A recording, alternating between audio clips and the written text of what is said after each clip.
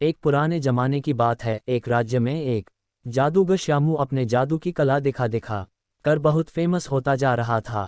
कई बड़े बड़े लोग उसे अपने यहाँ बुलाते, जादू दिखाने के लिए कहते, और जब वह जादू दिखाता तो खुश होकर उसे छोटा मोटा इनाम देते। जादूगर श्यामू इतना प्रख्यात हो गया था कि उस राज्य के राजा तक भी उसकी बात पहुंच गई। इसलिए राजा ने भी उसका जादू देखने की इच्छा जताई। राजा का बुलावा आया तो जादूगर श्यामू भी खुश हो गया। उसने सोचा अपनी जिंदगी का सबसे बड़ा इनाम पाने का ये अच्छा मौका है। कोई ऐसा जादू दिखाऊंगा कि राजा उसे खुश होकर बहुत बड़ा इनाम दे दे। जादूगर श्यामू राजा के दरबार में पहुंचा। तब तक उसने सोचा नहीं था कि वह क्या जादू दिखाएगा। उसे ये तो पता था कि छोटी मोटी चीजें गायब करने वाले जादू से राजा को वह खुश नहीं कर सकता। उसे कुछ बड़ा करना पड़ेगा। उसने जब राजा को पहली बार देखा तो उसकी नज़र सबसे पहले राजा के मुकुट पर पड़ी और उसने मन बना लिया कि राजा का मुकुट ही गायब करके सबको आश्चर्यचकित किया जाए। जादूगर श्यामू ने अपना जादू शुरू किया और जैसा उसने सोचा था राजा का मुकुट गायब कर दिया। राजा का मुकुट गायब होते ही सभा में बैठे सभी लोग राजा पर हंसने लगे। राजा को लगा कि जादूगर ने जानबूझकर उसकी तौहीन करने के लिए ऐसा किया है। राजा लोगों की हंसी को अपना अपमान समझ बैठा। गुस्से में आए राजा ने तुरंत उस जादूगर को पकड़कर कालकोठरी में डालने का हुक्म दिया और साथ में ये भी कहा कि इसे 7 दिन बाद फांसी की सजा दे दी जाए। जादूगर श्यामू ने ऐसा नहीं सोचा था जो हो गया। फिर भी जादूगर श्यामू इतना परेशान और दुखी नहीं दिख रहा था जितना उसे होना चाहिए था। जादूगर श्यामू की पत्नी को जब इस बात की खबर लगी तो वह दौड़ी दौड़ी जादूगर श्यामू को मिलने के लिए कालकोठरी में आई। वह अपने पति को इस तरह से मुसीबत में फंसे देखकर रोए जा रही थी। जादूगर ने उसे समझाया कि चिंता मत करो और खुश रहो। पत्नी को लगा कि मौत की सजा सुन श्यामू को सदमा लगा होगा, इसलिए ऐसी बहकी बहकी बातें कर रहा है। पत्नी बोली, आप ऐसे समय में भी कैसे खुश रहने की बात कर सकते हो। जादूगर पत्नी से बोला, अभी से क्यों दुखी होना, अभी मेरे पास 7 दिन बचे हैं, बाद में देखेंगे जो होना होगा।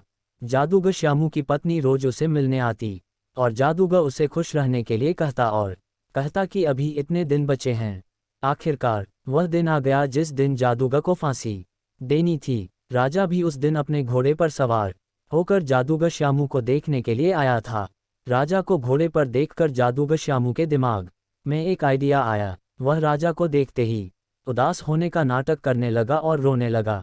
राजा ने उसे कहा कि क्यों उस दिन तो मेरी बेइज्जती करके हंस रहे थे और लोगों को भी हंस रहे थे, आज क्यों रो रहे हो। श्यामू ने कहा, महाराज मैं मौत के डर से नहीं रो रहा। मौत का क्या है, वह तो एक दिन आनी ही है। मैं इसलिए रो रहा हूं कि मेरे इतने सालों की मेहनत जिससे मैं अपने घोड़े को उड़ना सिखा रहा था, सिर्फ 1 साल की वजह से बर्बाद हो जाएगी।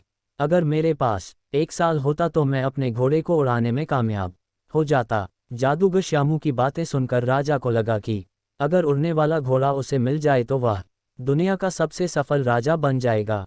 वह उड़कर किसी भी अन्य राजा को बड़ी आसानी से युद्ध में हरा पाएगा। राजा के मन में लालच आते ही राजा ने उसे 1 साल तक का समय दे दिया और कहा कि अगर तुम 1 साल में मुझे ऐसा घोड़ा देने में कामयाब हुए तो तुम्हें फांसी की सजा नहीं दी जाएगी, लेकिन अगर तुम ऐसा नहीं कर पाए तो तुम्हें फांसी से भी बड़ी दुखदायक मौत दी जाएगी।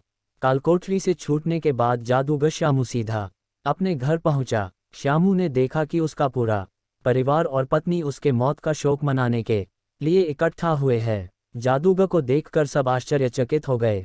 पत्नी जो पहले रो रही थी उसे देख खुश हो गई। थोड़े समय बाद सब अपने घर चले गए। श्यामू की पत्नी ने जादूगर श्यामू से पूछा, राजा ने तुम्हें छोड़ कैसे दिया। जादूगर श्यामू ने उस शर्त के बारे में बताया जिसमें जादूगर को एक उड़ता हुआ घोड़ा राजा को 1 साल के भीतर देना था। शर्त को सुनकर जादूगर श्यामू की पत्नी फिर गुस्सा हो गई और बोली, तुम कैसी अजीब शर्त मानकर आ गए, क्या तुम नहीं जानते ऐसा घोड़ा कभी संभव ही नहीं है। जादूगर बोला, मुझे पता है उड़ने वाला घोड़ा मैं कभी नहीं राजा को दे पाऊंगा, लेकिन मुझे जो 1 वर्ष का समय मिला है मैं उसे खुशी खुशी तो जी पाऊंगा। अब तुम भी चिंता छोड़ो और खुश रहो। 6 महीने ही बीते थे कि राजा और उसका घोड़ा दोनों ही मर चुके थे। राजा ही नहीं रहा तो जादूगर श्यामू को दी गई मोहलत जो 1 वर्ष की थी अब जीवन भर की हो गई। दोस्तों, छोटी सी ये जादूगर की कहानी हमें यही सिखाती है कि आज वर्तमान में जीना ही बुद्धिमानी का काम है। आपके पास अभी जितना समय है उसे खुशी खुशी जियो, उसका आनंद लो। कल क्या होगा उसकी चिंता मत करो। अक्सर हम जो सोचते हैं भविष्य उससे बहुत अलग होता है, इसलिए हमें जो वर्तमान का मूल्यवान समय मिला है उसे भविष्य की चिंता करके वेस्ट करने का कोई मतलब नहीं है।